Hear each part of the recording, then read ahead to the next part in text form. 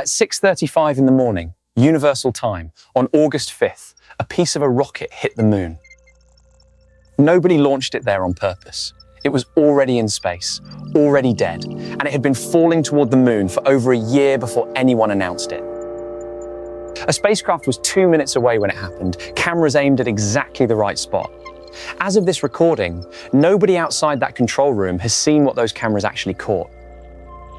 You're watching Mindwired. This is the story of how it got there, why it wasn't an accident that anyone meant, and why this isn't even the first time it's happened. The object that hit the moon started its life 18 months earlier on a launch pad in Florida. On January 15th, 2025, a Falcon 9 rocket lifted off from Cape Canaveral, carrying Firefly Aerospace's Blue Ghost Mission 1 toward the moon. Blue Ghost did exactly what it was built to do.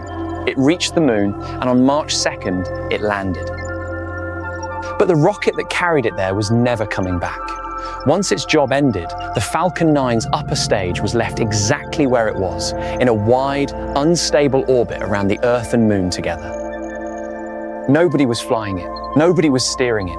For the next year and a half, it simply drifted, and its orbit slowly, quietly bent toward a collision course with the moon. Nobody at SpaceX announced any of this. It was independent trackers, watching the sky, who worked it out first.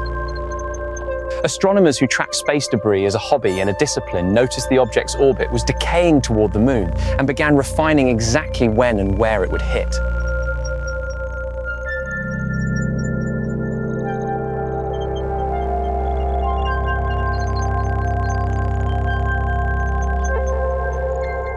The impact point, a spot near a crater called Einstein, right on the edge of the moon's near side, the side we can actually see from Earth. Coming in at roughly 5,400 miles an hour, a nearly 5-ton piece of metal aimed at a target nobody chose. A predictable impact with a known mass, a known speed, and a known time is something that almost never happens in nature.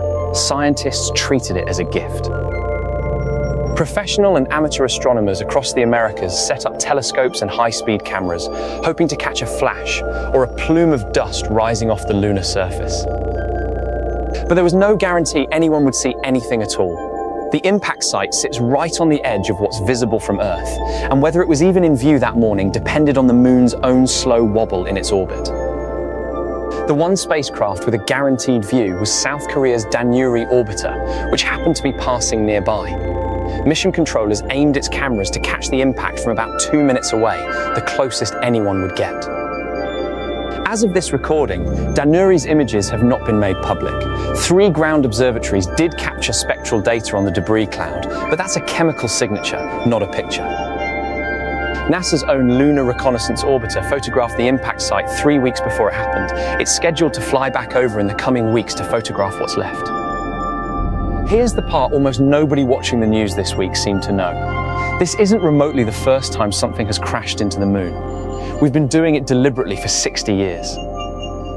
Between 1964 and 1965, NASA sent a series of spacecraft called Ranger on a one-way trip. Their entire mission was to fly straight at the moon, taking pictures the whole way down until the moment they hit it.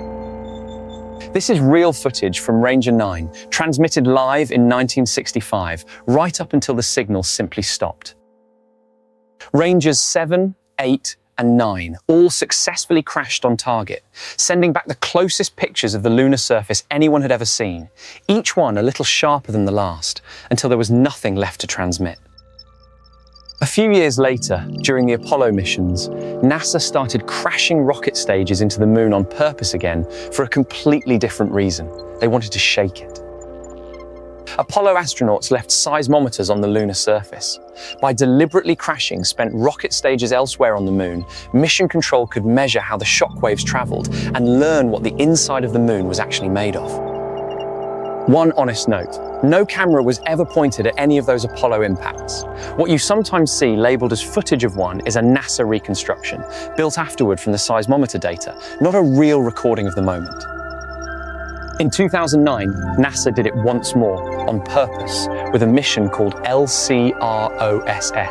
They aimed a spent rocket stage at a permanently shadowed crater called Cabeus, specifically hoping the impact would kick up ice. It worked. The debris plume contained water. It was the first direct confirmation that the moon wasn't as dry as everyone assumed. Which brings us to the impact that makes this week's crash genuinely strange, and not just another rocket falling out of the sky. On March 4th, 2022, another dead rocket stage hit the moon's far side, near a crater called Hertzsprung. Nobody had announced that one in advance either. When NASA's orbiter photographed the site afterward, it found something engineers hadn't seen from a single impact before. Not one crater. Two, overlapping, side by side. The leading explanation is that the rocket body had weight on both ends, unevenly, and struck the ground twice within a fraction of a second. But that raised a bigger question. Whose rocket was it? Independent trackers, working backward from its orbit, identified it as the third stage of China's Chang'e 5T1 mission, launched back in 2014. China's government disputed that identification when asked about it directly. To this day, no government has officially claimed the object that made that double crater.